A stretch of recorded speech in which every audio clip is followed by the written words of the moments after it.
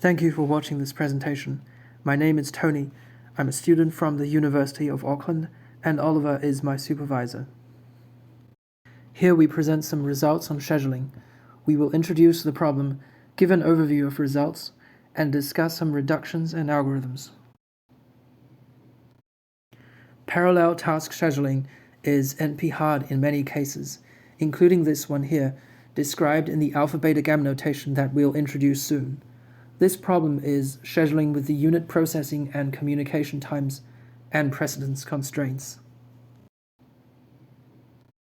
We look at subcases to do with scheduling fork-join structures where it becomes tractable.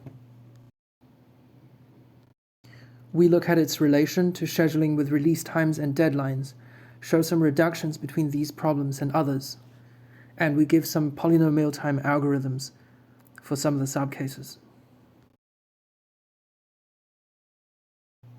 The fork-join structure is the basic common substructure of many structures, such as a series parallel graph,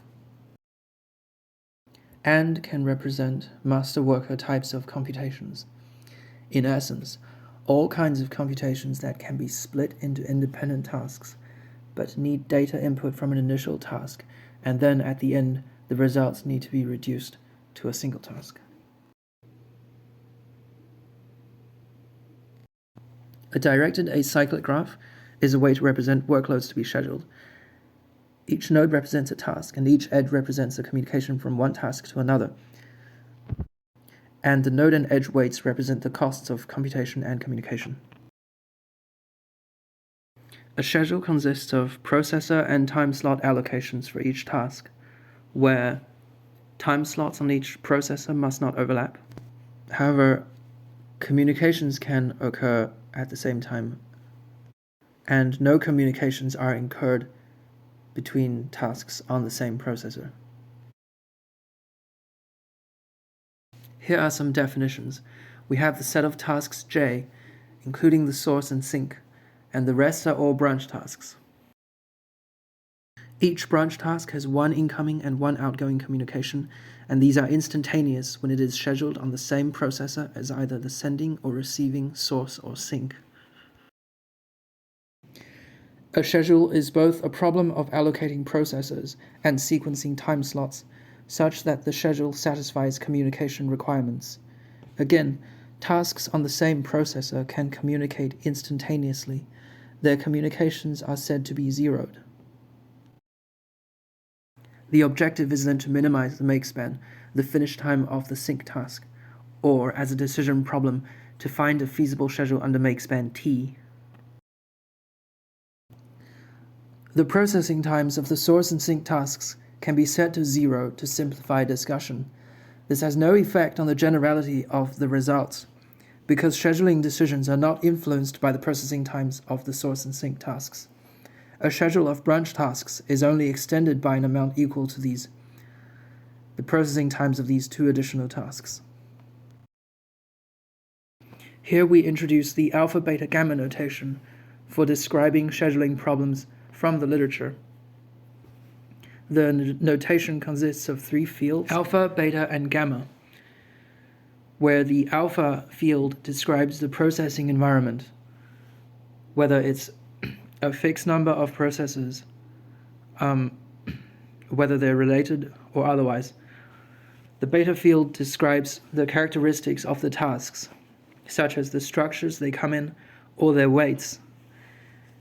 The gamma field specifies the optimality criteria, such as make span or throughput. We look at some similar cases of scheduling. This one here is scheduling to two processors without any communications or precedence constraints, but it is NP-hard because of the arbitrary costs. This one is scheduling with unit processing and communication costs, but with precedence constraints, and it is NP-hard again. This last one is scheduling to fork-join structures with arbitrary communication and computation times. It is NP-hard, but there are a two approximation and an aptas, and a polynomial time approximation scheme, which we worked on earlier. As you can see, with arbitrary processing times, the problem is immediately NP hard, and it does not always become tractable with constant costs. We set out to look at some of the boundaries of tractability in these subcases involving the fork-join structure, keeping the communication times arbitrary. It can be seen that with the unit processing times, the problem of scheduling fork-join structures is tractable, as well as when having two processors, unlimited processors, or given processor allocations, while the processing time is non-unit but some other constant. The most general of these subcases, which, although it is still open, can be reduced to from another open problem regarding throughput, and we give a practical approximate solution to them. In summary, it is these and other results.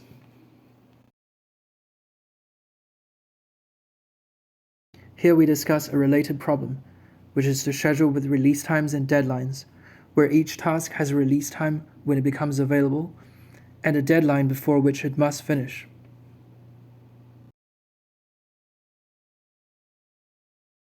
To highlight their similarity, in scheduling fork-join graphs, the incoming communication of a task is its release time, and the outgoing communication must be initiated an amount of time ahead of t that is equal to the outgoing communication, so there is an equivalent deadline. The difference when it comes to scheduling fork-join structures is that it also has to be considered whether which tasks are placed together with the source or sink to remove their communication costs. We can reduce this throughput problem in scheduling with release times and deadlines to the fork-join scheduling problem. The throughput problem maximizes for the number of tasks scheduled that satisfy their deadlines and minimizing the number of tasks rejected. To create an equivalent instance in fork-join scheduling, use a dummy task with high communication costs to force the source and sink onto the same local processor. So then, any task scheduled to this local processor is the same as being rejected from the rest of the schedule, because their communication costs don't need to be considered. Here we see how that might look.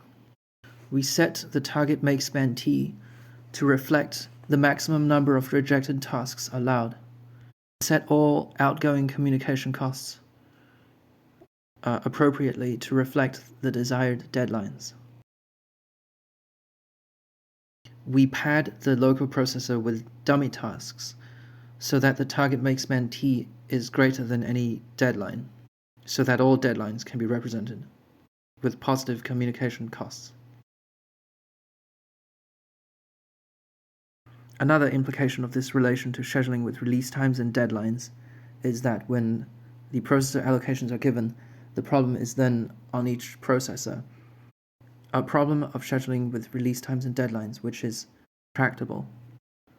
This is not the case with other structures, that they would become tractable with given allocations. The throughput problem that we reduced from has been an open problem for some time in regard to its complexity. These problems remain open. We now discuss a relation to the matching problem in graphs. A matching is a set of edges with no common vertices. We can formulate the problem of scheduling fork joins with the unit processing times and arbitrary communication times as finding a maximum matching in a bipartite graph, which is a tractable problem. Scheduling with the unit times is easier than with some other constant processing time. This is done by having one partition of the bipartite graph represent the tasks, with each vertex being a task, and the other partition representing the available time slots on every processor. Each vertex there represents some place to schedule a task, and edges exist from every task to the slots on which it can be scheduled.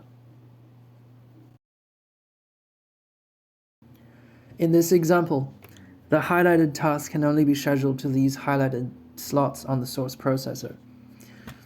When a slot is chosen, the edge will then be included in the matching, and no other edges connecting another task to this slot can be included in the matching. Here's just another example. And finally, if a maximum matching of the bipartite graph covers all vertices in the first partition representing the tasks, then each task will have a place to be scheduled, and a schedule is possible for the target make span. So this problem with unit processing times is tractable.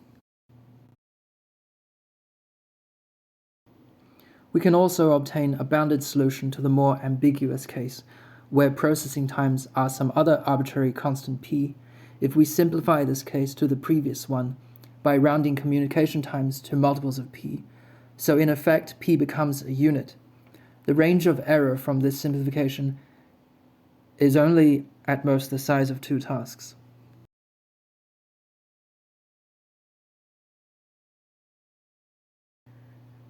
Here we discuss some more polynomial time algorithms.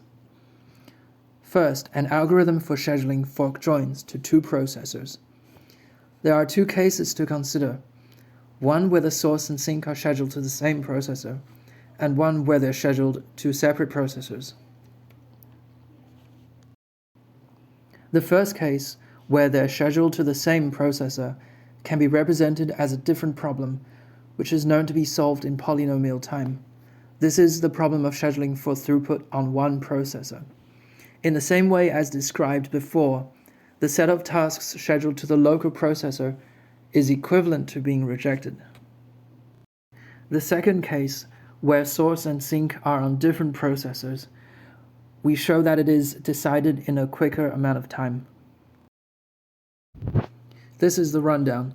Begin with the sink processor, for example.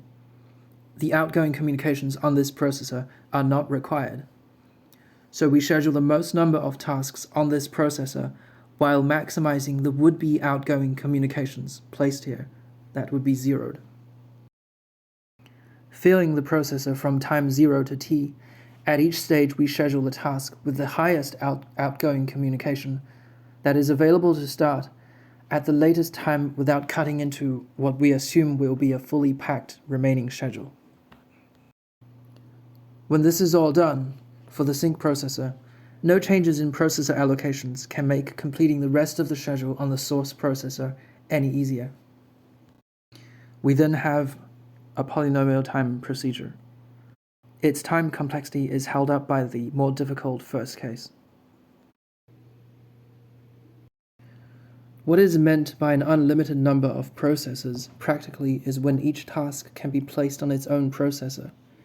It is shown here that scheduling on an unlimited number of processors comes down to scheduling on two processors as just described. We place all tasks that cannot finish under target make span t when scheduled remotely into a set to be scheduled locally onto the processors containing the source or sink. This is in fact quicker than even scheduling to two processors.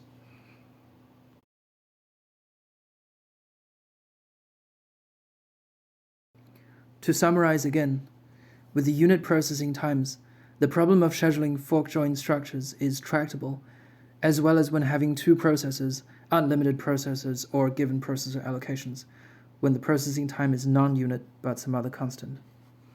The most general of these subcases, which, although it's still open, can be reduced to from another open problem on throughput, and we have a practical approximate solution to them.